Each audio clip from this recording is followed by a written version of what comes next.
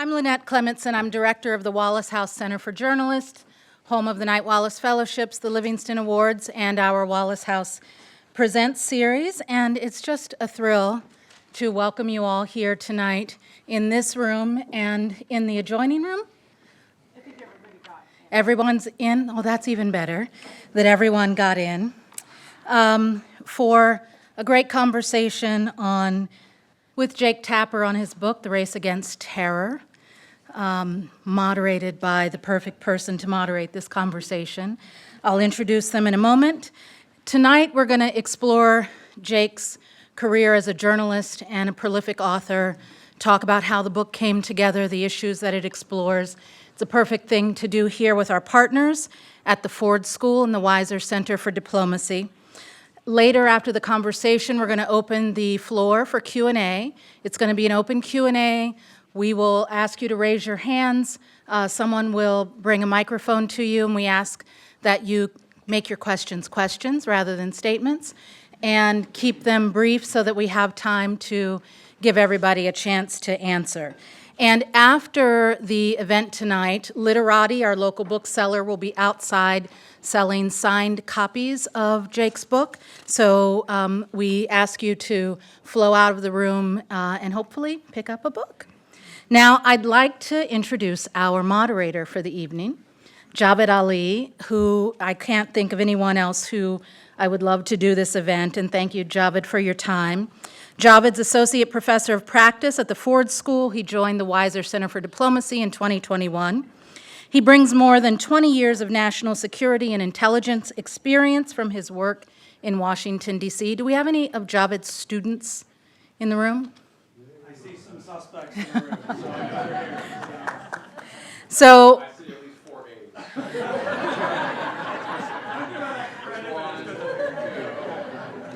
So those of you who know how the Knight Wallace Fellowship Program works knows that we bring a cohort of journalists to the university every year, and they're able to take courses here at the university, and Javed's courses have become a favorite among our fellows, and he's maintained relationships with many of our fellows and is a good friend to Wallace House. So I'm pleased to have him here. He's held positions in the Defense Intelligence Agency, the Department of Homeland Security, and the FBI. And he's going to be talking to this guy here. A bit more about Jake Tapper. We know that you know him, but while you're used to seeing him on TV, how many people know that Jake is an extremely prolific, ridiculously prolific writer of fiction and nonfiction? So I am also a fan of Jake's fiction work and had the chance to talk to him on stage here a couple of years ago, and so we're glad that he's here tonight to talk about his newest book, which reads like fiction, but is a national security work of nonfiction about a case that I think none of us knew existed. And so we're going to jump right into that. I'm going to turn things over to Javed. Hold your questions for the end, and over to you. Well, Lynette, thank you so much for the introduction. Thanks to Wallace House and the Ford School for giving me the opportunity to be here with Jake. It's the first time I've met Jake, even though I've been on CNN quite a bit. And thanks also as well to everyone who made this happen. Susan Page, I know you. I just saw you. You're in the back. Nana Faye, Nayab Ali, Melissa Riley, Daniel Ripken. I could go on and on and on. But obviously a lot of people were important in helping bring this meeting together, this event together. So thank you. Also, my wife is here, my sister, my brother-in-law, and another friend from Chicago. So thank you for being here as well. So Jake, I want to sort of get into the conversation with a little bit of framing and just have everyone in the room kind of know how I'm going to structure the formal conversation with Jake, and then we're going to open it up to Q&A as well. So let me use an old professor trick and take a poll in the classroom. So this book, Race Against Terror, published just a few months ago, if not even more recently. How many people here have read the book? Let's see a show of hands. Okay, spoiler alert. For those of you who haven't read the book, we're going to talk about the book, right? So we're really going to get into the details of the book, and there are a lot of different directions we could go, but as I was reading the book, there are 4 sort of key threads that leapt out at me, and the threads are important because, interestingly, and Jake and I were talking about this before, the book actually overlaps with my career in U.S. government counterterrorism, even though you had no way of knowing that when you wrote the book. So I started my career in 2002 and ended in 2018. My last position was in the Trump White House then. And oddly enough, I had no direct insight into this case, but I was absolutely knee-deep in counterterrorism, both at home and abroad, over that stretch. So reading the book brought out all these memories for me, even though I really didn't have any direct insight into this. So the four threads I want to pick on are, or sort of expand on, are sort of the procedural aspect of this case. And again, for those, seems like most of you have not read the book, but this is about the identification and then capture / prosecution of what I would describe as a mid-level Al-Qaeda guy. His sort of fighting name was Spin Gul, which means the white rose in Urdu or Arabic. Pashto, okay, there we go. So there were hundreds of guys like this that me and my colleagues were focused on in my career in government. So again, this case didn't jump out to me even in my time in service. But there is a procedural aspect to this and a policy aspect to this that is groundbreaking. And the groundbreaking aspect of it is Spin Gul is, or has been up until now, the only foreign terrorist to be arrested, brought back to the US, prosecuted for 5 different federal crimes for killing US soldiers on the battlefield. Obviously, the US government has prosecuted and arrested lots of terrorists for committing acts of terrorism, both here and abroad. But this is the only person who has been found to have killed Americans on the battlefield and been prosecuted for those crimes here in a US court. So this is precedent setting. So I want to talk about that. I also want to talk about the fight in this remote part of Afghanistan that I'm going to guess that nobody here could find on a map, and this fire base in northeastern Afghanistan. And Spin Gul was amongst this Al-Qaeda unit that was roaming around this rugged outpost, or rugged part of Afghanistan, looking for American soldiers to kill and attack, and tragically they did. And so I want us to get into that aspect of the book. The third aspect is getting into the mind of this Al-Qaeda terrorist, Spin Gul, who was not sort of traditionally the kind of person you would see. Born in Niger, grew up in Saudi Arabia, but not coming from some hardscrabble background. He could have taken a different direction in his life, but he chose a completely opposite one and became as committed as an Al-Qaeda terrorist as any other person in that span of time, even during his court sentencing. And Jake, you can talk about that. And then hopefully, if we have time, I want to end on the story of the 2 US soldiers who died in this terrible fight or attack in Afghanistan in April 2003. 19-year-old Jared Dennis, 24-year-old Airman First Class Ray Lozano, and there are several students in this room who are in that age range from 19 to 24. So the fact that these 2 young Americans died on the battlefield and their families didn't really know what happened to them, but years later in 2017, when Spin Gul's trial concluded, justice was finally delivered. And I think that's a really powerful way to end the conversation. So Jake, if you accept, those are the questions. Absolutely. And we'll go down that road. But even before that, Lynette mentioned you're a prolific writer, you're on TV. Obviously, we all know who you are.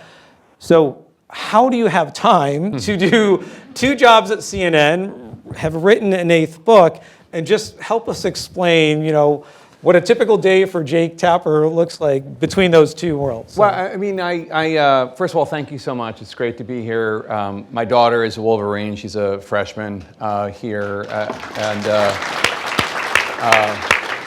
it's great to be part of the Michigan family. The truth is, I love working. And when I'm not doing journalism at CNN, there's just other projects that I'm working on. And this book started in 2022. I was, my son Jack, who will apply to be he's a sophomore now, but he'll hopefully be coming here too. Jack was having a paintball birthday party when he turned 13. So we were out in rural Virginia. We live in DC. And because it was so far away, we had pizza and refreshments for the grown-ups, so they didn't have to drive too much back and forth, back and forth. And one of the grown-ups, one of the dads came up to me and said, oh, I've your book, I wrote a book about Afghanistan that came out in 2012 called The Outpost that they made into a movie. I think it's on Netflix. It's a pretty good movie. Great movie. A true story about an outpost in Afghanistan. And Not the same one where the no, fire. not this one. But anyway, he said, I know somebody from the outpost, and we talked a little, and I said something like, that was a tough story, tough book to write because the military the Pentagon keeps such crappy records, and they don't like to share any of it. And he said, tell me about it. And then he proceeds to just tell me the best story I've ever heard at any party, which was he's an assistant U.S. attorney in Brooklyn, and he picks up the phone, and the FBI's on the other line. They say, I just got this crazy call from Italy. The Italians have picked up this guy who says he's in Al-Qaeda. This is in 2011 during the Arab Spring. People are just, there's all these refugees flowing from Northern Africa to Europe to get away from the civil wars in Tunisia and Libya. This guy claims he's in Al-Qaeda. He claims he's killed Americans. He claimed he tried to blow up the U.S. Embassy in Nigeria. He says his name is Spin Ghoul. Have you ever heard of him? And they have. They have heard of him. So this dad continues to tell me this story that he and his colleague, they flew to Italy. They heard the confession of this guy. They believe his story. And then when the confession's over, the Italians are like, well, okay, take him. We don't want him. You can take him. But they can't just take him because it's 2011. It's the Obama years, meaning no new accused terrorists are going to Guantanamo Bay. And if they want to bring him, they have to try him in a criminal court, which means they have to actually prove a case against him. And so what happens then is like the opposite of a whodunit. They know who done it. Now they have to prove what he done. They have to figure out who he killed, where he killed them, and everything he claims to have done. They have to find evidence to make the case. Because any first-year law student, you bring Spin Ghoul in a courtroom in Brooklyn, they'll just say he's crazy, he made it up, you have no evidence that any of this happened. And then all of a sudden, now you have an Al-Qaeda guy walking into the next Starbucks in Brooklyn. So they have to prove the case. And the book is really mainly about that. It's about their investigation, how they prove the case. They're sleuthing. It's what I love when I watch police procedurals like CSI or Manhunter or whatever. How are they going to lock up this bad guy? And Dave Bittkower, the dad that was telling me this story, it was just a riveting story. And like any journalist, when he was done, I'm like, has anybody ever reported any of this? and they hadn't. Like people had covered the case when he was actually prosecuted in 2017, when you were in your last year in government, but nobody really knew all the effort that went into the sleuthing and the proving of this case.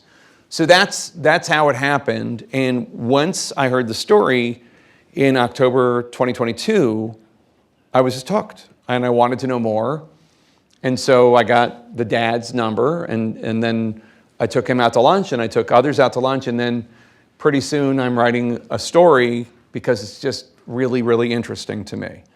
And how I do that versus the CNN stuff is the CNN stuff, when you're doing TV news, it's a group effort. I have a staff. CNN's a big organization. I mean, I love what I do, but it's not just mine. It's a team effort. I'm the face of it, but it's a team effort. This is just mine. I don't know if this is an unfair question or not, but I'm going to ask it. So between the two, again, CNN, writing, which actually pushes you more outside your comfort zone? Is it That's journalism? a really good question.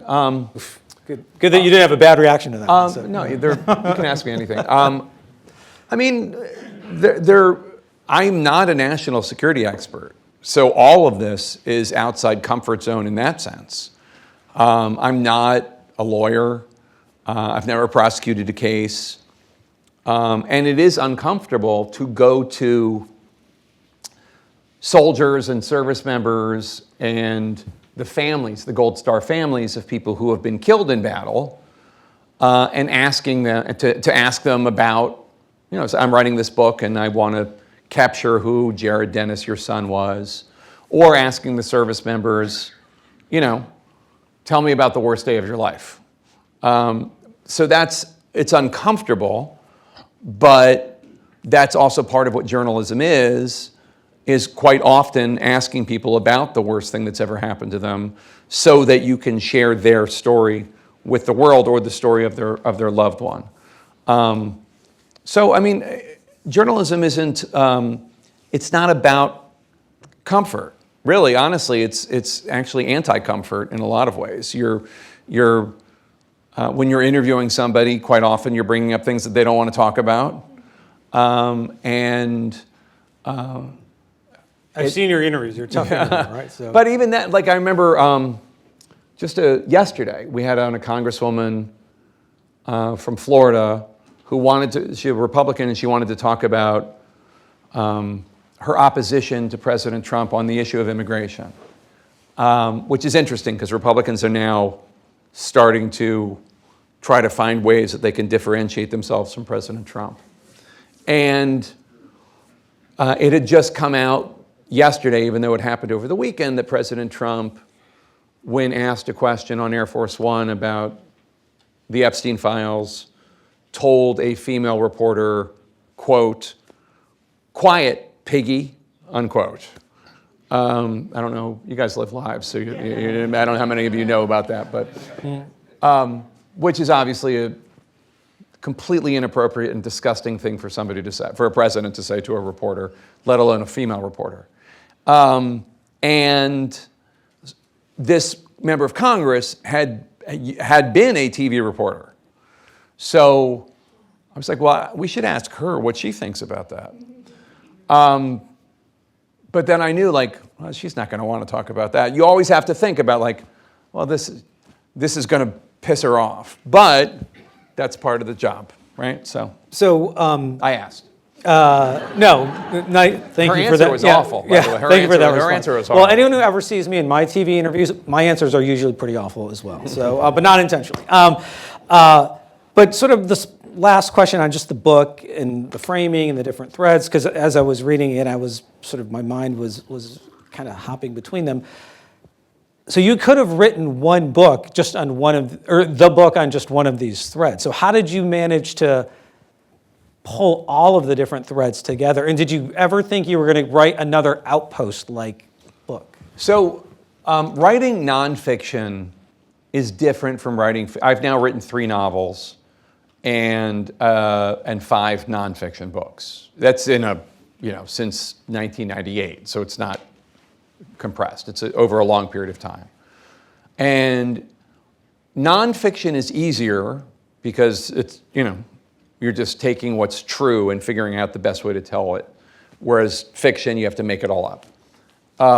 But one of the things about both is if you are writing a book, you better like the topic that you're writing about because you're going to be with these people for a long time. And when I wrote The Outpost, that was a really moving and memorable experience. So my son Jack had been born on October 2nd, 2009, and The Outpost was attacked on October 3rd, 2009, the next day. And it was the deadliest day for the US and Afghanistan that year. And there was something profound that happened that week, either that day or the next day or whenever, where I was holding my son, my one son, and hearing about these 8 other sons taken from this earth.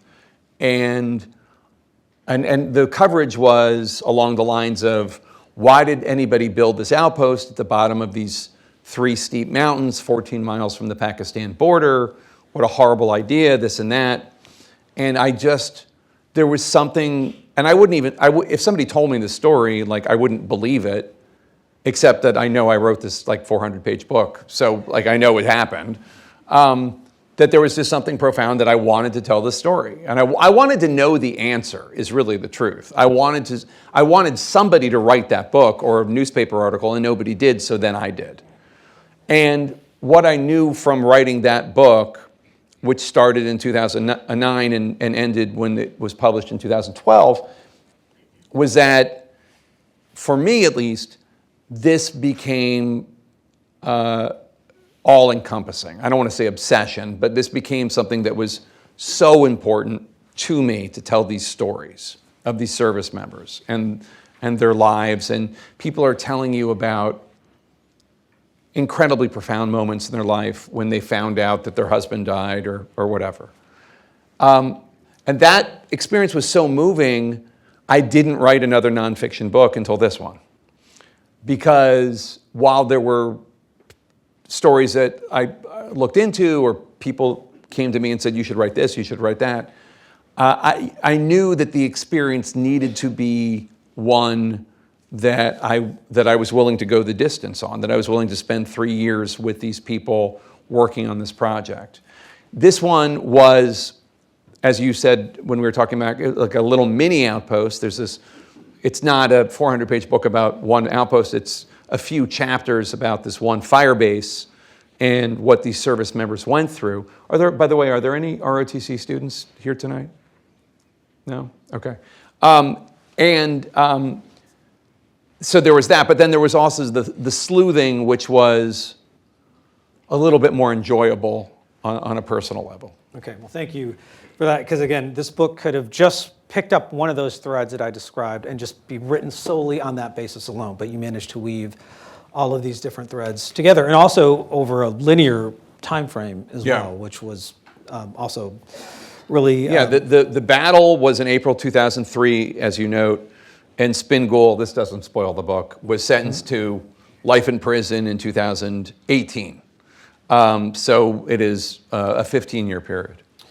So let's dive a little bit more into the threads, and then we'll just kind of move from thread to thread from there. So, as you already mentioned, or as we've mentioned, one part of this book is this criminal procedural sort of almost sort of template for how unusual it was to find someone like Spingool and the circumstances in which he was found off a boat off the coast of.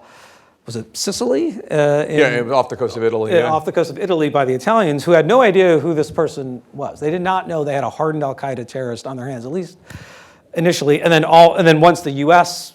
effort got pulled into that from DOJ and FBI, other sort of arms of the U.S. government, then it really sort of went in a really interesting direction. So let's kind of bring the audience back to that initial moment that you talk about in the book. So help sort of set the scene for how Spingool was found and what the Italian reaction to that was. Because you talk about even these courtroom scenes of Spingool inside these Italian courts, and it, as you mentioned before, it seemed pretty clear the Italians didn't want to have him there very long, right? They didn't want him.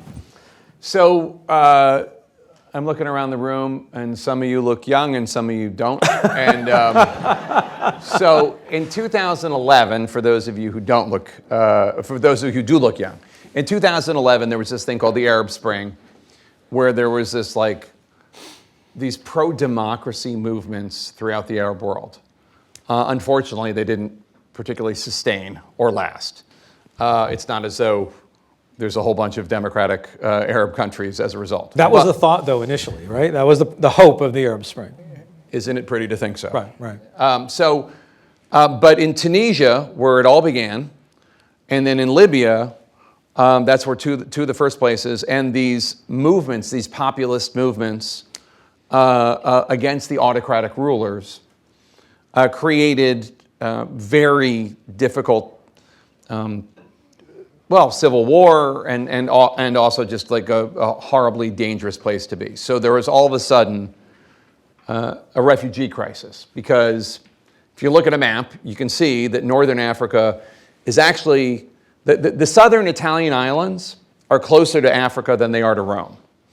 And so what you have is a bunch of refugees fleeing the violence and strife in Tunisia and Libya in these rickety boats and just trying to escape, trying to get to Europe. And a lot of refugees perished, and some of them made it to the southern Italian islands. And then this one southern Italian island, Lampedusa, which is like a fishing island, beautiful place, small population. Within a couple months, the population has quadrupled because of all these refugees. And it's a big deal. The United Nations ambassador for refugees is there. Angelina Jolie, the actress, who is the public face of the UN, is there in Lampedusa. And Berlusconi, who was the prime minister of Italy at the time, is commandeering cruise ships and yachts to bring refugees from the southern Italian islands to refugee camps in mainland Italy.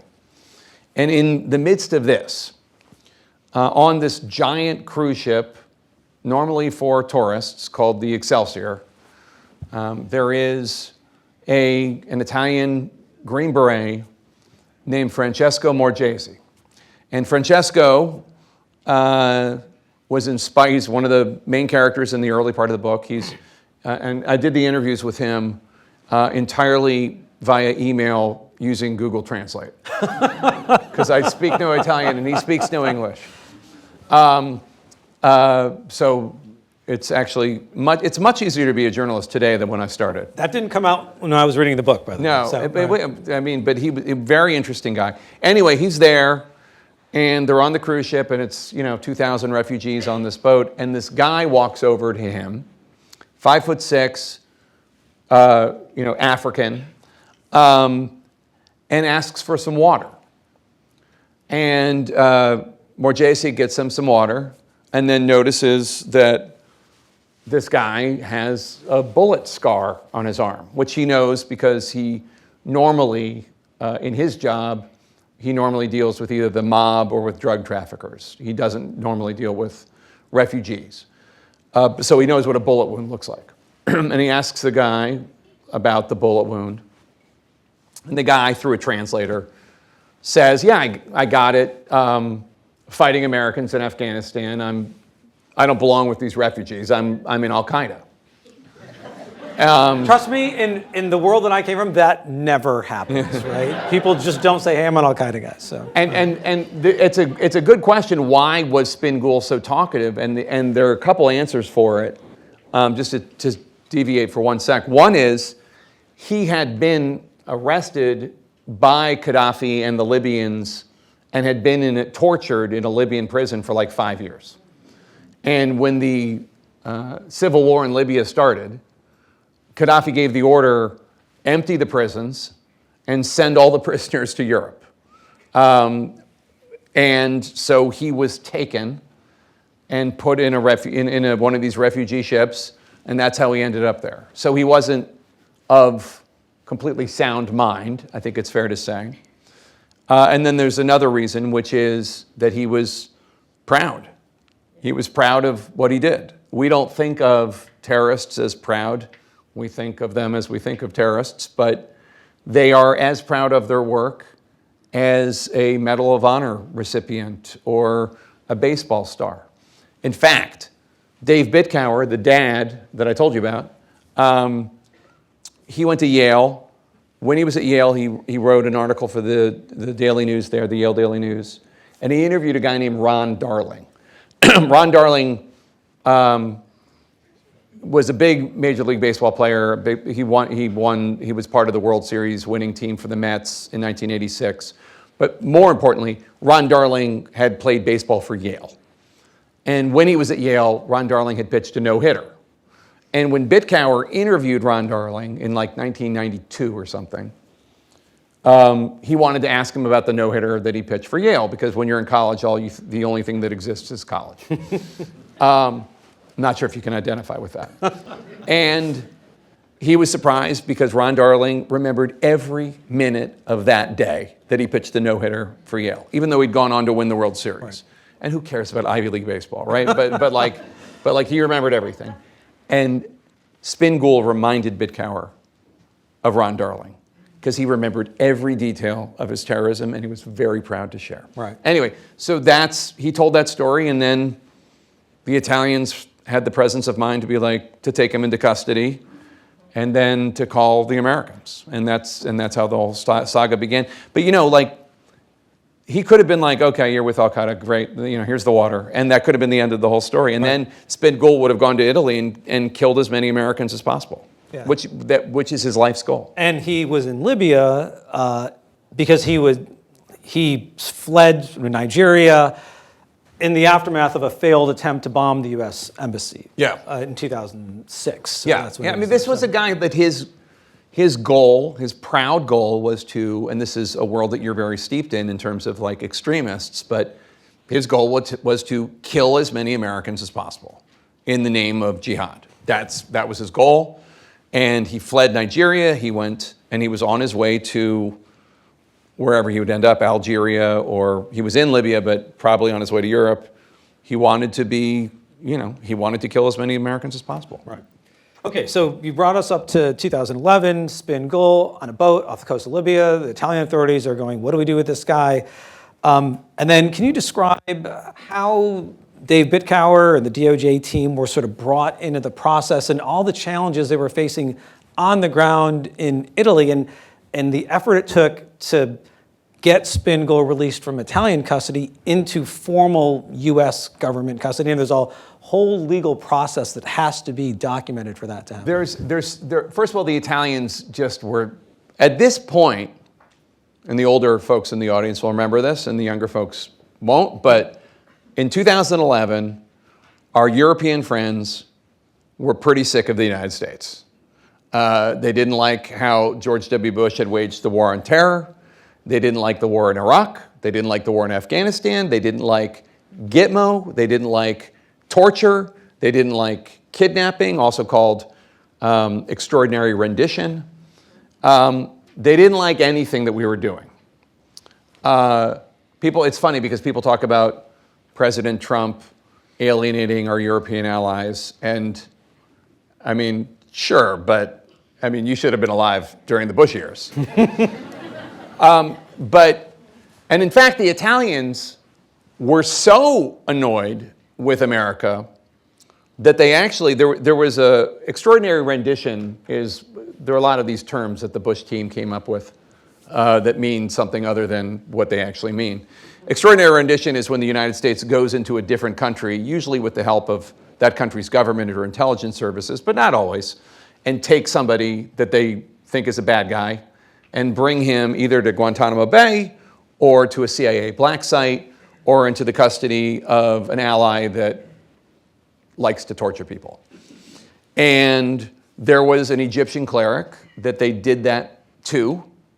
And by 2011, the Italian government had actually prosecuted, I think like 24 Americans who were with the CIA and the Air Force in absentia and convicted them of kidnapping this cleric.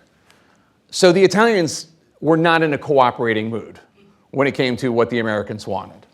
And even though Obama was the president and, in the United States that meant something, other countries, like when we look at France and we think, oh, Macron's the president, we don't think, oh, this is such a change from Sarkozy.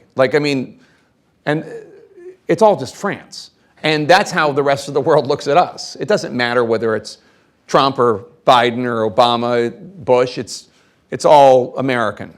And it's all vaguely imperialist in different shades of it, in their view. So the Italians were fed up, and they were not going to turn over Spingool if he was going to go to Guantanamo or if he was going to be tried in a military commission. Now, as luck would have it, Obama wasn't taking any new people to Guantanamo anyway, although he did have a military commission process. So the challenge for these prosecutors, Bitcower and them, was they had to prove a case that would stand up in a court of law the same way as if you were arrested or if I was arrested. And this was a big issue of contention at the time.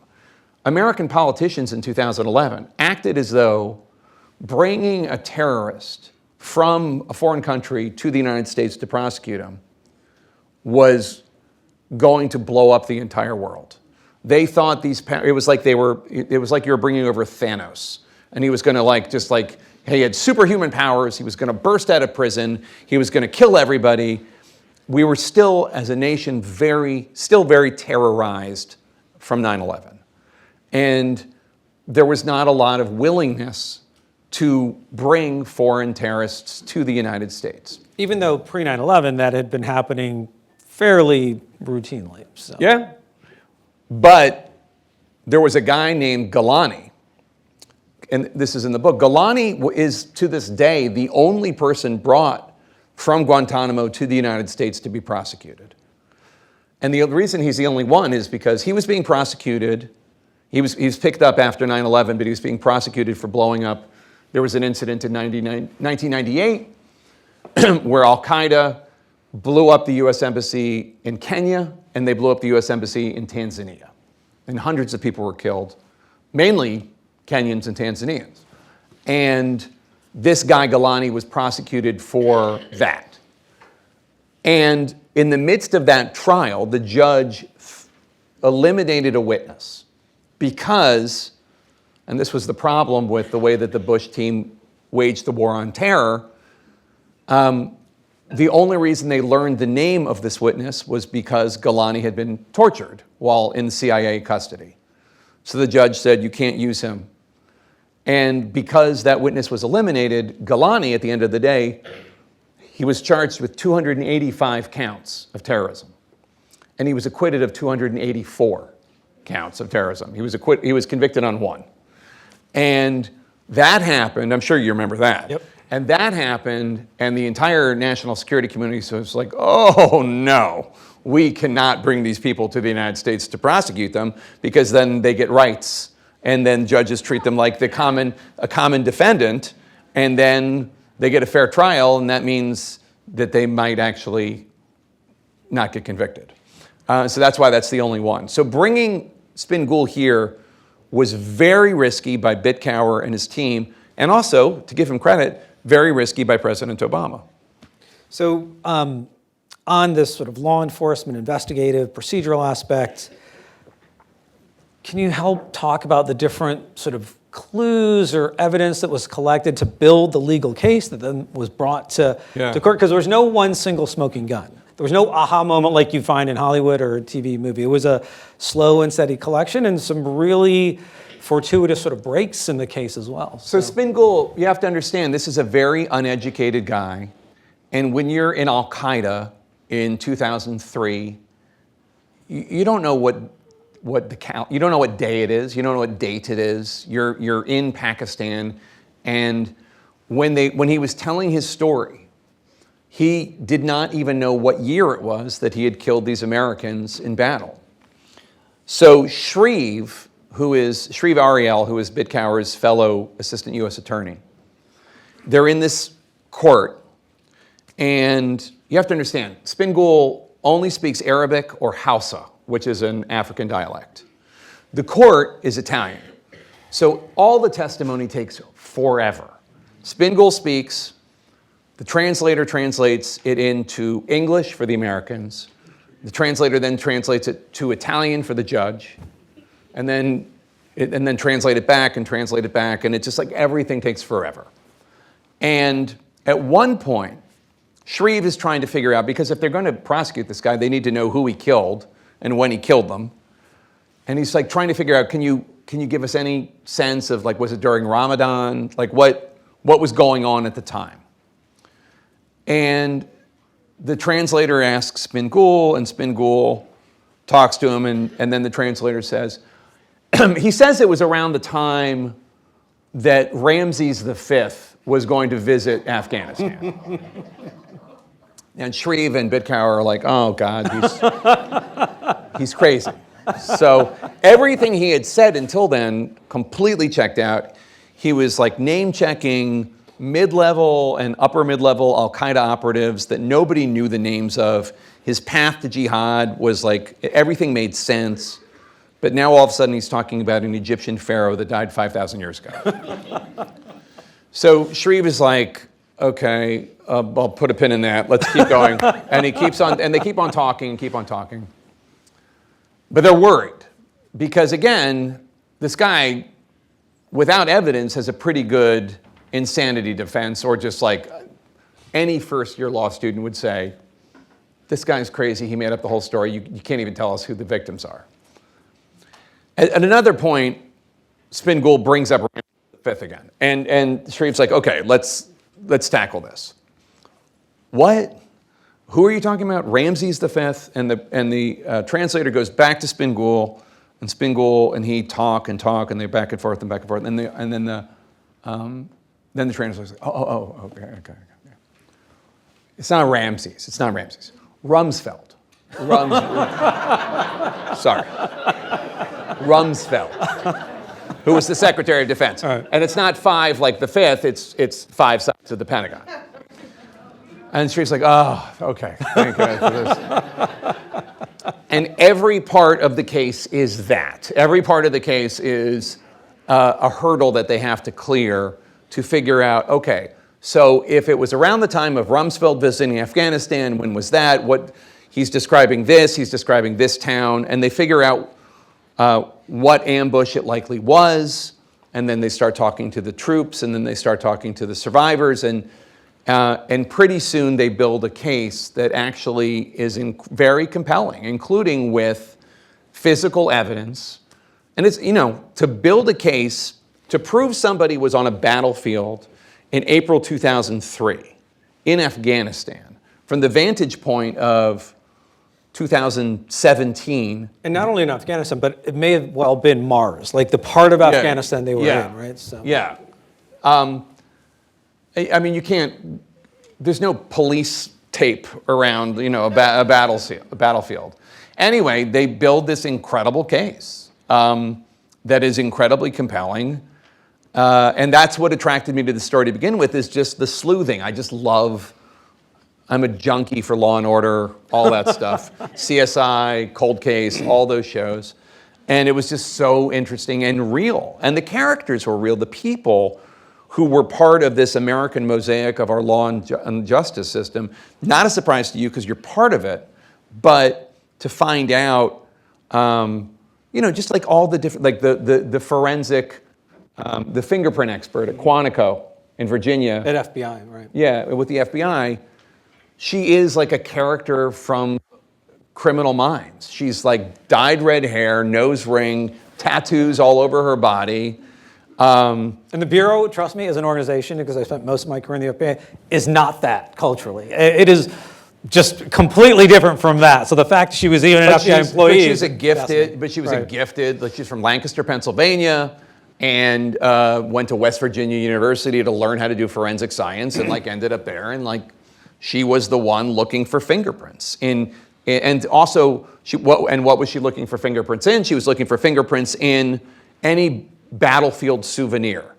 And how do they find these battlefield souvenirs? Well, there is this thing that I'd never heard of called Domex, which is this database that records anything found anywhere that might have anything to do with prosecuting a terrorist someday. And so this Rain Man-like guy who was Jim Hodgson, who Bitcower and Shreve knew previously, is able to find out, well, I think if we track down these items that there are pictures of, we can figure out if there's any physical evidence. And then so they're interviewing every soldier and do you know where this might be? Do you know where that might be? And they build this incredible case. Yeah, I mean, again, there's so many different aspects to even the case. I've got a few more questions, and I want to make sure we have time for Q&A. And I'm sure your cues are not necessarily going to be about the book. No, we'll open it up to a much wider range of topics. But let's kind of shift gears a little bit to Spingool as an individual. You talked earlier before about just how unique he was and all these different features. But the fact that he was defiant almost all the time, but at other times he showed a very human side, at least as you've written in the book. But he didn't have to go down that path, right? So when you were writing that part of the book, how you got pretty deep into Spingold's mind. You didn't have a chance to have a one-on-one conversation. He with wouldn't. him, so. I did put in a request to talk to him at the Supermax in Colorado, where he is. But I don't even know if they, to be honest. I mean, let's be honest. I don't know if the Bureau of Prisons actually passed on the request to him or Probably not. I'm going to guess, right? But in any case, I didn't actually need to, because he had, for days, told his story to this Italian courtroom, and then also one of his defense attorneys was very open with me as well, this woman, Susan Kelman. And he had been raised, he was from Niger, or his parents were from Niger. They'd made pilgrimage to Saudi Arabia, never left. He'd been born there. Basically, they were undocumented immigrants in Saudi Arabia, and basically they were like indentured servants. And he was raised in the 90s, and at the time he would hear these glorious stories of jihadists fighting the Soviets in Afghanistan, fighting the Russians in Chechnya. And this was something that he aspired to do. He, like a lot of extremists, not just Islamists, but right-wing extremists, left-wing extremists in the United States, he was a young man, directionless, and prone to follow up, and malleable. And people could like, oh, this is something you should do. And he was recruited, and he ended up in this path, given a purpose when he didn't have one before. Again, I don't think that it's really all that different from any extremist, no matter what the cause. A right-wing extremist or a left-wing extremist in the United States. People, young men who don't know what to do with their lives and are all of a sudden given some sort of mission. But he found his calling or his mission, and then he wanted to excel in that, and that was the art of terrorism. And that's like the dark side of him. But that sort of defiance too, I mean, that was striking to read as in different components of the book. Throughout the trial and even his sentencing, I'm not going to say the words, but he used a pretty strong language to the judge. He threw his middle finger up to the judge. I mean, just stuff that you would not normally see defendants do in a courtroom. So there was this really interesting, I learned so much while writing this book, and that's one of the other reasons why I write nonfiction books, is to learn about things that I find are interesting that I don't know about. And there is something called, when an Islamist terrorist is arrested, and they're locked up, and they still absolutely hate Americans and hate the West and want to do anything they can to not cooperate. Even though Spingold had cooperated for weeks, if not months, he at some point had a change of heart. And he did and I didn't know there was this term, I'd never heard of it, but it's called the jihad of annoyance, which is there's nothing he can do to the West other than just be as difficult as possible. And that is what he's going to do, the jihad of annoyance. It is his holy war of annoyance. And he did that as much as he could. He was just not cooperative, and he would do inappropriate things in court, behind the scenes, et cetera, et cetera. And then at some point, his defense attorney started saying he's not competent to stand trial, as you can tell by his behavior. And that became a big debate, and there's a whole section in the book about what constitutes insanity and what constitutes not being competent to stand trial.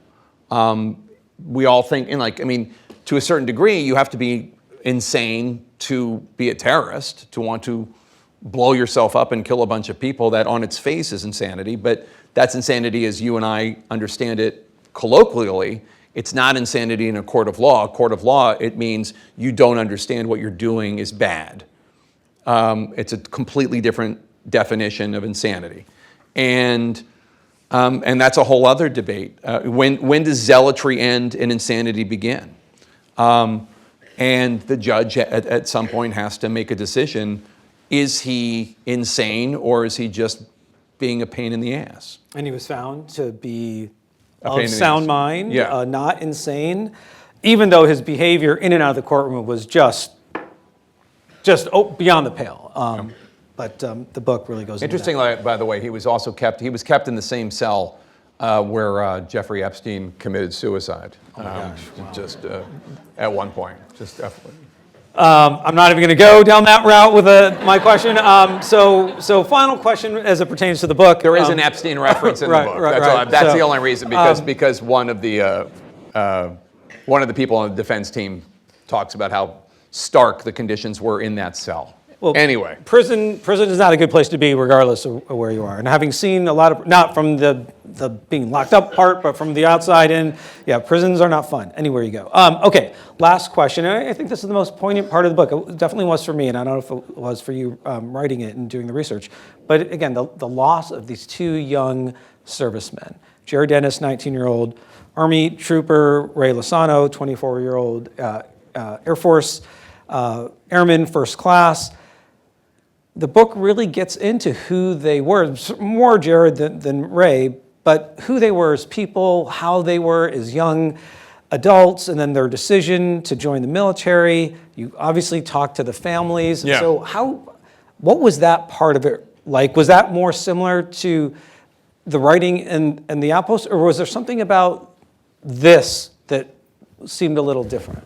well, I mean, I'm 13 years older than I was when The Outpost came out, so I think I hope I'm a better journalist. The Outpost was about not just the 8 victims of that one attack, but also The Outpost is about the entire history of the Outpost for 4 years. So there was a lot of people who were killed and wounded that I had to tell that I told their stories. Whereas for this one, it was really about 2 guys, so I could go deeper. What's interesting and important to know about Jared Dennis and Ray Lozano is that Jared Dennis was 19, he was Native American, he's from Antlers, Oklahoma. And Ray Lozano was he was in his early 20s, he was from Arizona. And they both enlisted in the military before 9/11. And then they were killed in Afghanistan in 2003. So it was different than The Outpost in a lot of ways, because The Outpost takes place from 2006 to 2009. A lot of the people in that book enlisted after 9/11. These guys were kind of like, they enlisted in the military. For Ray Lozano, it was because his wife was pregnant and he was doing the front desk at like a Motel 6 in Arizona, and he couldn't pay the bills.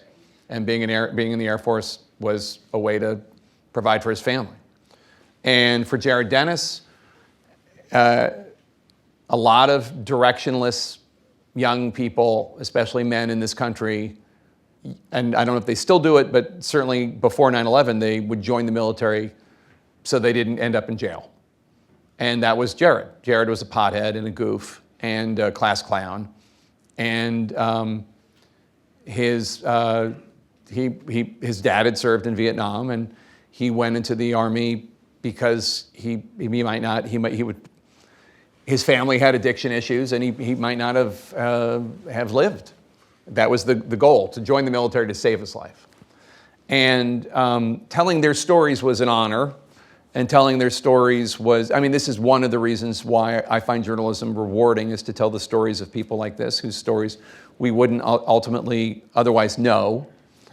I remember one time when I was writing The Outpost, I had a boozy lunch with 2 guys who had served at The Outpost. And it was interesting, when I wrote The Outpost, originally it was just going to be about the attack in 2009, and then other people who had served at that outpost in previous deployments, 2006, 2007, 2008, reached out to me because they wanted their fallen comrades in the book too. They wanted to make sure that I told the story of Joe Fenty or Chris Pfeiffer or whatever. Anyway, so some of the guys from 2007, these 2 guys from privilege, one of them grew up in Beverly Hills, the other one grew up in Coral Gables, Florida. We went out, still friends of mine. And I came back from that lunch, and I grew up in privilege too. And I said to my wife, like, I am I apologize for my language ahead of time, but I'm going to tell you what I actually said. I said, I'm such a piece of shit. Like, I've never done anything for anybody else. I've never served a cause greater than myself. I've never sacrificed anything. And here are these guys from privilege who's enlisted, and they're telling me about their service members, this and that. I just felt horrible about how self-centered my life had been. And my wife, God bless her, said, but you can tell their stories. And I took that to heart. And so that's an important part of why I'm a journalist. And telling Jared's story and telling Ray's story were very, very important to me. Jared's little brother, Renly, told me this incredible story that ends the book, which is Jared was his big brother and his hero. And obviously his getting killed in Afghanistan shattered him. And then one day he was in the Barnes & Noble in Antlers, Oklahoma, and he picked up a book. And the book was titled, You Cannot Have My Hate. I'd never heard of the book until Renly told me. You Cannot Have My Hate is a book written by a guy whose wife was killed when ISIS attacked the Bataclan music venue in Paris 10 years ago. And he went on, his wife just went out to see Eagles of Death Metal, an American band, at this music venue, and obviously she never came home. And he went online on Facebook, like in that week, and he wrote a message to ISIS, in which he basically said, you've taken my wife, you've taken the mother of our son, but I am not going to spend my life hating you. You cannot have my hate. And it became a sensation, and then the Facebook post, and then he wrote a book, and then it was translated into English, and then somehow it ended up at the Barnes & Noble in Antlers, Oklahoma. And Renly read it, and then he read it again on his way to sentencing for Spingool. There's a thing called victim statements. When somebody's sentenced, they've been convicted, and somebody's going to be sent to prison, and just a question of how long and where, victims get to say what they want to say before the judge hands down the sentence. 2 service members who survived the attack spoke.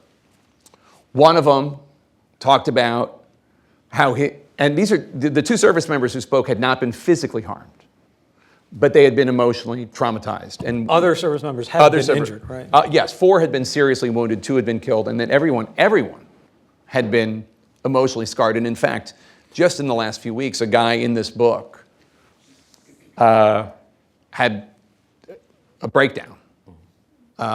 His wife called me and asked, did I know where he was, and all this stuff. What the service members go through is, and this is 22 years after the attack. Anyway, the first guy talks about how his marriage and his family completely fell apart after he came back because he felt such guilt that he was the command sergeant major, and he felt such guilt that these 2 members under his command had been killed. The second guy talked about how his sisters had taken him aside years after his return and confided in him that they were terrified of him, that they thought someday he was going to kill himself or kill them. And then Renly spoke. And Renly felt the presence of Jared in the courtroom, and he talked about how he forgave Spingool. And he talked to Spingool. And he talked about how maybe if he had been born in that circumstance, he'd be different. And maybe if Spingool had been born in his circumstance, he'd be different. And he was not going to spend his life hating Spingool because Jared had lived and was always going to be with him.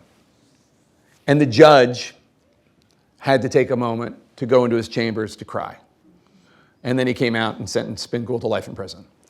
And being able to tell those stories is the best part of being a journalist, because that's a story none of you would have heard if I hadn't written this book. And it is so meaningful and so moving to me. Just the humanity of just the common, not just Americans, but obviously in this case, of a common American guy from Oklahoma, just talking about how he was dealing with the worst thing that had ever happened to him. And that's why I wrote this book, to tell those stories. All right, well, Jake, thank you for that. Thank you for giving me an hour of your time as we walk through all these different questions, but great job, thank you. So we still have time for other questions. And I got it. Ask anything you want. So I know our Wallace House colleagues and other folks have microphones, so please raise your hand if you'd like to ask Jake a question, and we'll try to get to as many I would like as to we go. can. I would like to go boy girl if we could. Oh, there we go. Because otherwise men end up, hogging it all. Very true, very true. I want to say thank you for being here. I'm very excited to read your book. Donald Trump has taken shots at Colbert, Kimmel, AP, and recently ABC News. Do you think media has been affected by this, and do you predict a shift in news to appease the administration? It's a great question. Everybody heard the question? Okay. So what happened when Brendan Carr, Donald Trump's FCC chairman, Federal Communications Commission chairman, went on a right-wing podcast and basically said, I don't like the speech that Jimmy Kimmel gave on his show after Charlie Kirk was murdered. Local affiliates should refuse to carry Jimmy Kimmel, and Disney should think about doing something. I'm paraphrasing, but that was the message. Is the most direct infringement I've ever seen on freedom of the speech in the United States in my lifetime, period, full stop. And if it had not been for the outcry by the American people and the millions of people who canceled their Disney Plus subscriptions after Kimmel was put on, whatever he was put on, temporary hiatus. If that had not happened, he would have been fired. I don't worry about the press trying to appease Donald Trump. And Mary Bruce, the ABC News reporter that asked that tough question in the Oval Office the other day, used to be my producer, I should say, when I was at ABC News, and I'm so proud of her. She's so cool. I'm not worried about the reporters. I'm worried about the bosses. I'm worried about the oligarchs that own the companies. I'm worried about these, like the 7 old white men that control all the media. And I say that as an old white man. That's who I'm worried about. I'm not worried about us. I'm worried about at what they do. But does it have a chilling effect? I'm sure it does. It doesn't on me, but I can only speak for me. But how could it not? How could it not have an effect? Now he's going after Seth Meyers. Seth Meyers works for NBC, and NBC is owned by Comcast. And Comcast, there's all this stuff going on when it comes to media consolidation. Warner Brothers Discovery, which owns CNN, is on the market, and people are talking about who's going to buy it and this and that. And if Comcast wants to buy it, they're going to need Brendan Carr's approval.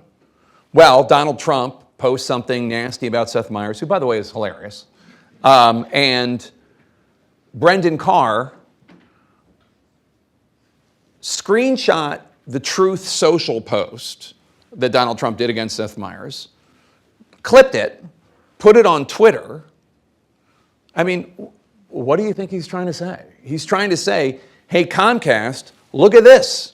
Look at this. I mean, we're all watching it happen. They did it to Colbert. They tried to do it to Kimmel. They're trying to do it to Seth Meyers. And in other ways, it is, I'm sure, insidiously affecting how media is covering things. Not on my show, I can say, but of course it is. And the best thing that you as news consumers can do, and look, this is anything that Donald Trump is doing right now in terms of his completely legal destruction of standards. A Democratic president can do too next time there's a Democrat in the White House. And what the public does in response is very important. If people hadn't canceled their Disney subscriptions, I am convinced that Jimmy Kimmel would be out of work right now. But at some point, Bob Iger, the CEO of Disney, saw, oh, there's actually a financial risk on the other side too. And then he decided to go with, what would be less annoying to explain at parties in Park City. But generally speaking, like those financial incentives can work lots of different ways. So it's a great question. So you wanted to go boy, girl, boy, girl. Wanted to That go was a different girl, side, so different side of the room too. Let's Maybe. go boy. I wanted to ask you about a different book. I recently found in a sport coat my identification card for a Biden fundraiser, and probably I've given more money from myself to 2 Biden fundraisers than anyone else I've given to. You wrote a book about Biden in which you were very critical of his decision to run again, the inability of his family to control that, the inability of his staff to intervene. Did you read the book? I did. Yeah. I could tell you what I thought of it, but I'm supposed to ask you a question. So, what reaction have you gotten from other Biden supporters to the book? Well, very mixed. So, along with a guy named Alex Thompson who writes for Axios, we co-authored a book called Original Sin about President Biden's decision to run for re-election and his decline and the attempt to hide his decline. I have gotten feedback from all over the map, from just in terms of Biden supporters. And the truth is that most of the feedback has not been negative. Now, some of it has, particularly from Hunter Biden. But I do not think it is a mean book. I did not set out to be mean to President Biden. I have covered him since 1999, and there is a lot to admire in that lifetime of service. The book is about what happened. I was at the debate, but I did not cause his answers at the debate, and I did not cause the 3 weeks of Democrats pressuring him to drop out. When the election was over, the day before the election, I said to Alex was on my show, and I said, I don't think she's going to win tomorrow, about Vice President Harris. And I think a lot of people are going to want to know why all of this happened, because this has just been historical in what happened. Like, this has never happened before. A debate performance so bad that his own party demanded that he step down. This has never happened. In 200 years, they're going to be doing Netflix shows about it, the way they're doing about James Garfield today. Which I recommend, by the way, The Death by Lightning. It's excellent. Anyway, and I wanted to know what happened.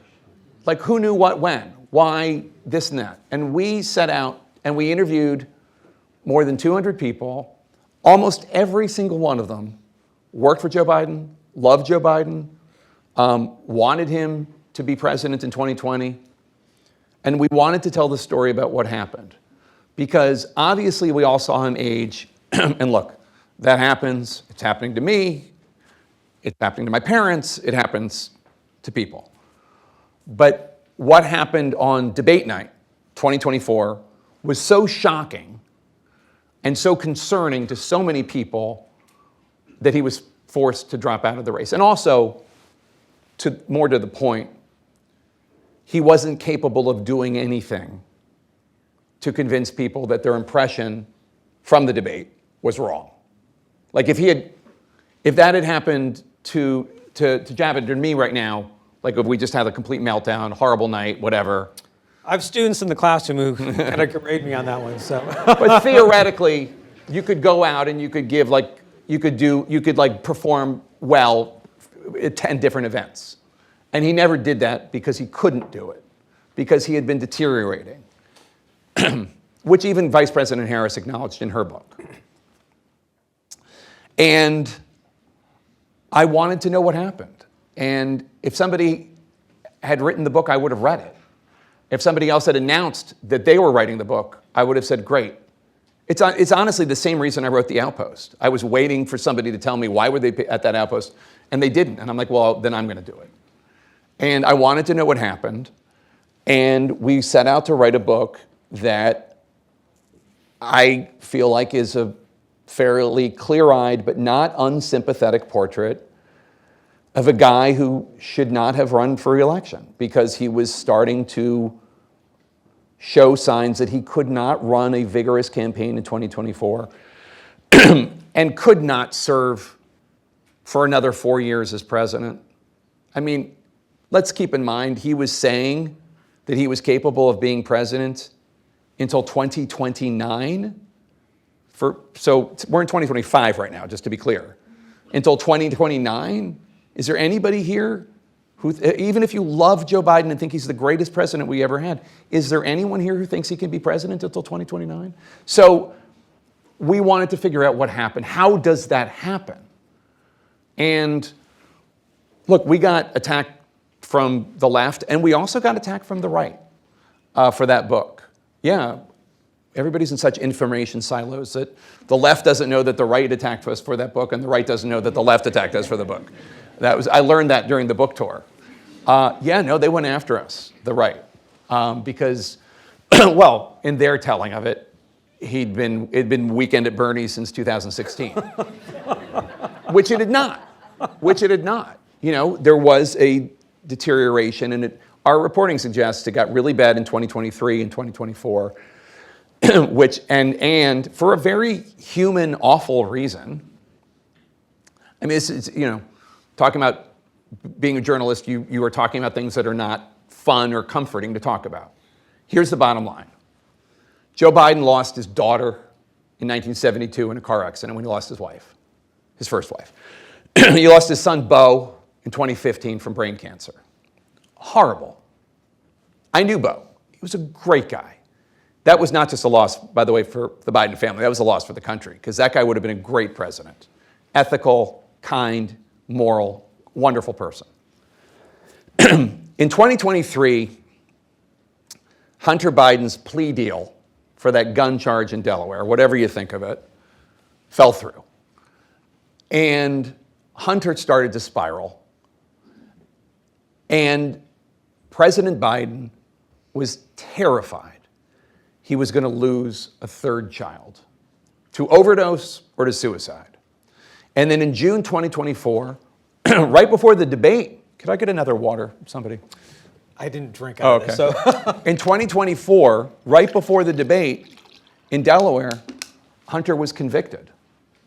He was convicted. He was going to go to prison. And what we were told by people close to Joe Biden was, in 2015, when Beau died, it was like water being poured on sand in terms of his deterioration, psychically. And then the same happened in 2023 and 2024. It's a horrible story. I mean, it's awful. You feel horrible for him. The problem is it wasn't just one family's tragedy, right? It was the world. There were repercussions to all of us.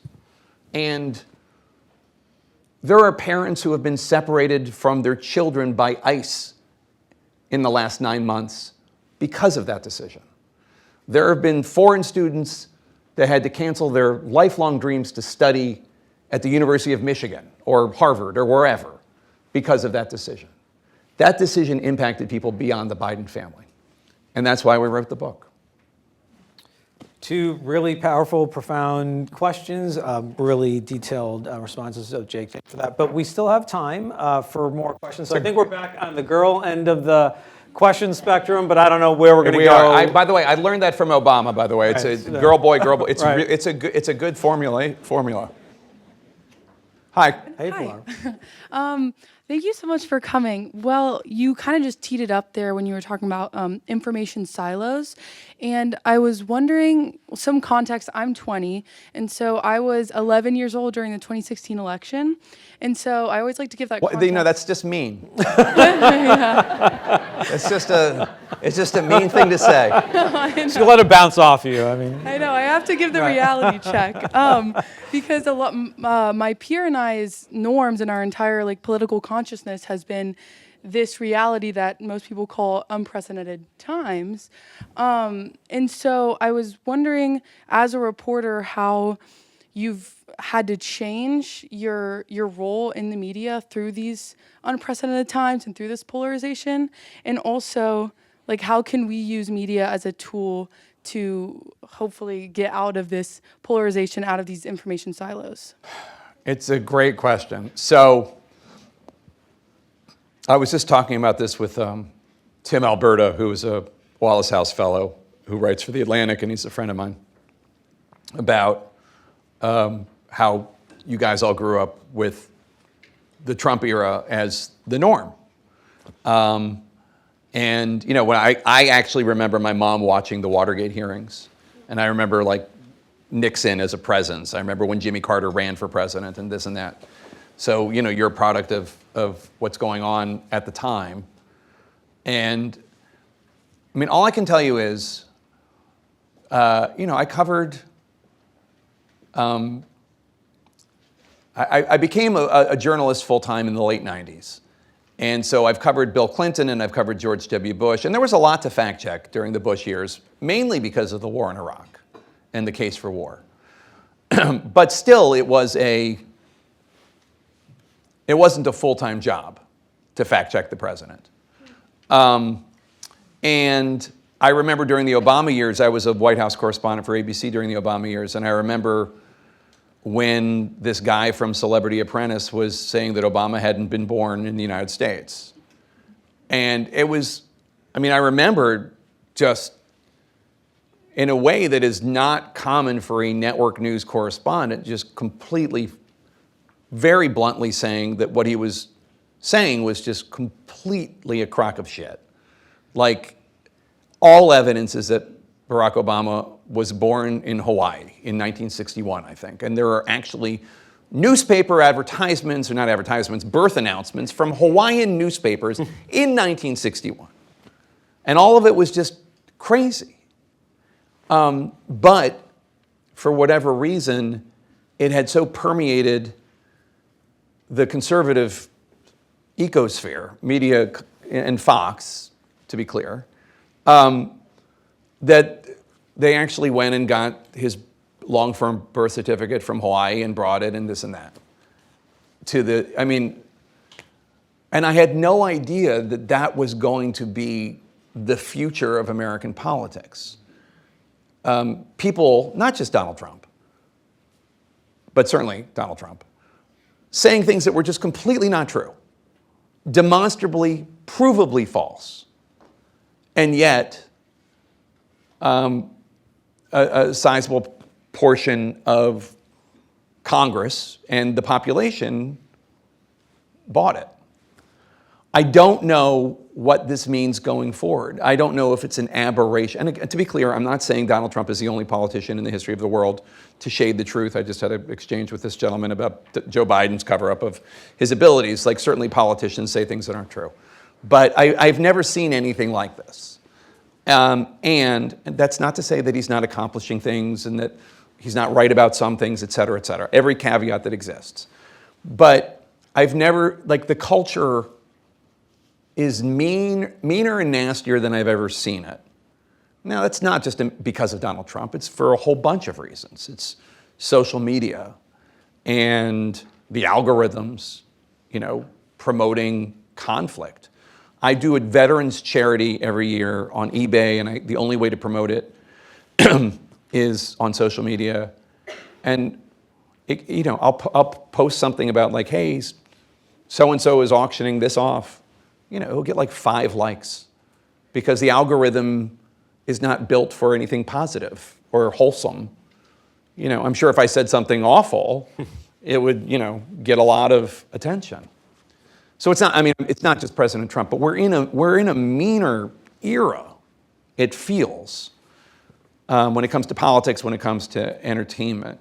I have hope because I see Gen Z, I see your generation having a sophistication about this and having a sophistication about how unacceptable it is. I have hope that we will be in a better place at some point.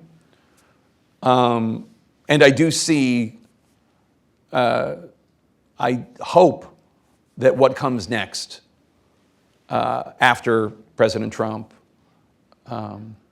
is better, whether it's a Republican president or a Democratic president. And again, I'm not, we can talk about the Gaza Peace Initiative and accomplishments of his that are profound and positive, but just the cruelty is very upsetting. And in terms of media, I would encourage anyone to consider the source. And don't just, because somebody says something on TikTok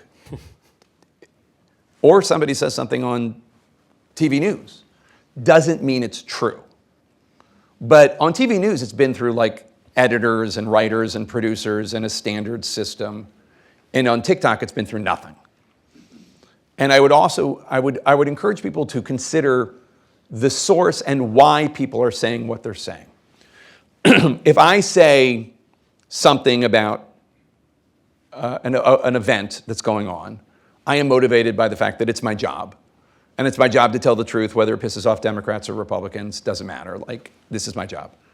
There are a whole bunch of people in different information silos whose job it is to demonize the other people. This is how horrible the left wing is. This is how horrible the right wing is. I see things all the time on social media that are just false, that are just completely inaccurate from influencers.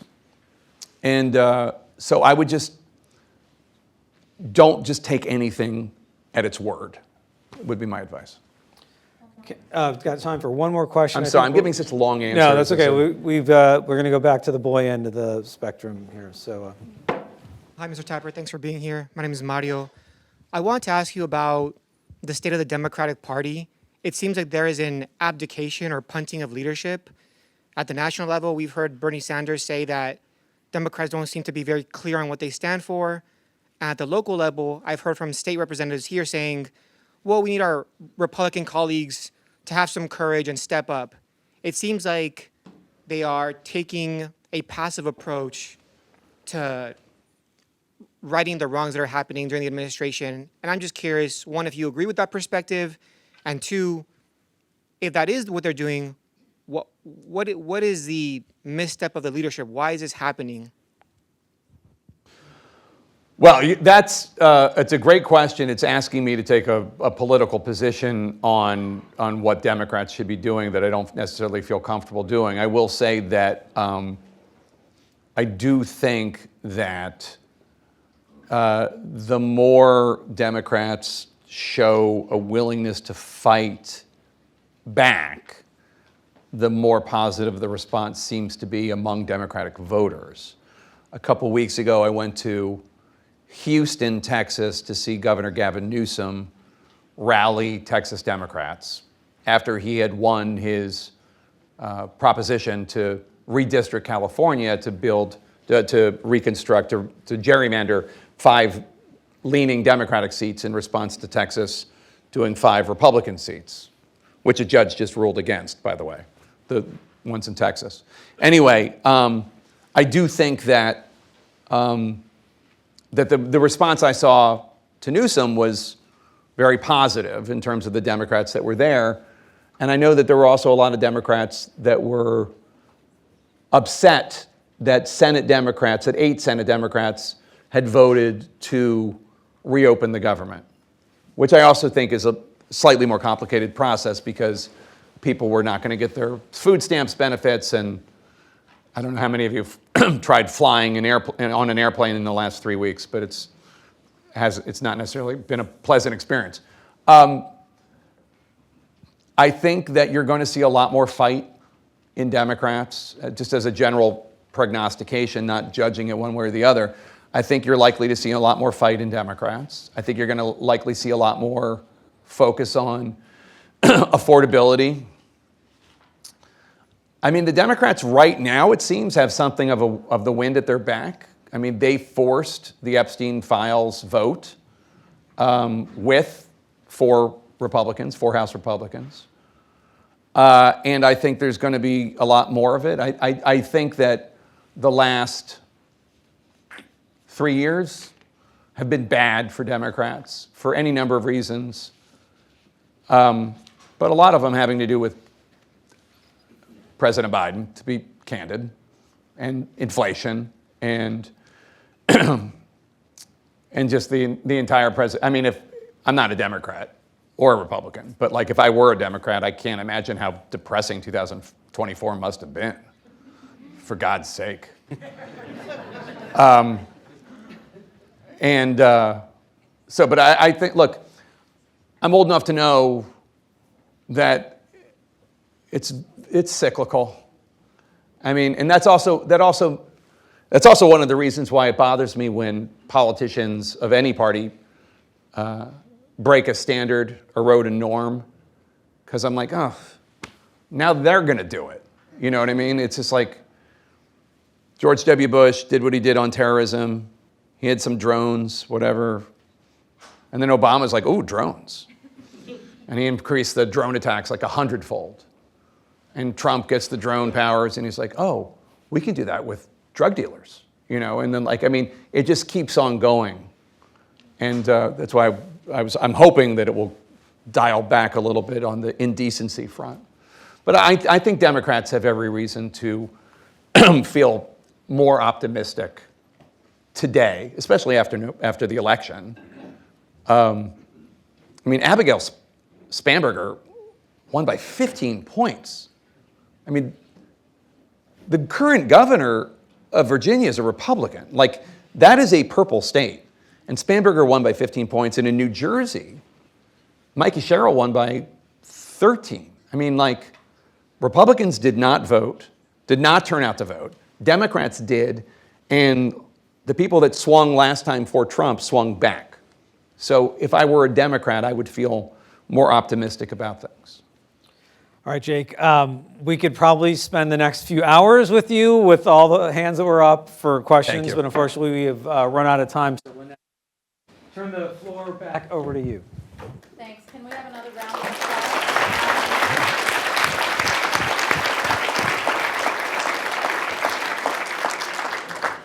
Of course, you can see Jake every day on The Lead with Jake Tapper and on Sundays on today. State of the That's Nation. right. Who's filling in for you I was today? here, I think Pamela Brown, but I'll be back on here tomorrow. There we go. Maybe your daughter was watching the show and she was looking for you there. No, because I'm not on. They don't watch me.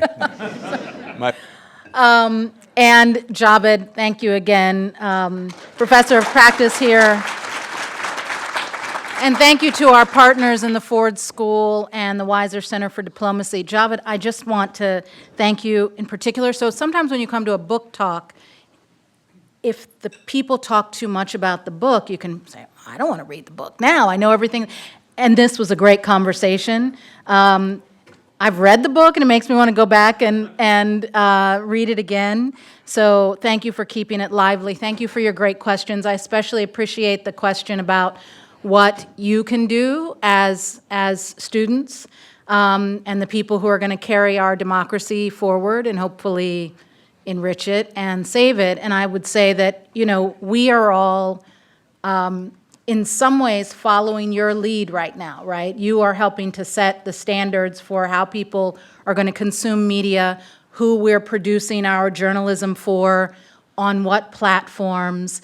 And certainly we want you to be able to spot the truth, hold people accountable, and as much as you hold leaders and journalists accountable, understand the companies of these things that you're holding in your hands, how much they're controlling you, and hold them accountable as well.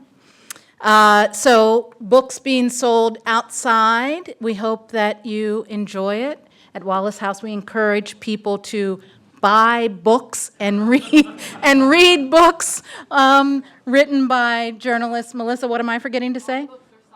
All of the books are signed by Jake. Thank you for doing that in advance. And For those of you who don't regularly come to Wallace House events, our next event is Tuesday, January 20th, 19th, the day after the MLK Symposium. We'll have Caitlin Dickerson here from The Atlantic talking about her reporting on immigration policy, which is among the best in the country. Look for that event. We'll see you then. Thank you so much.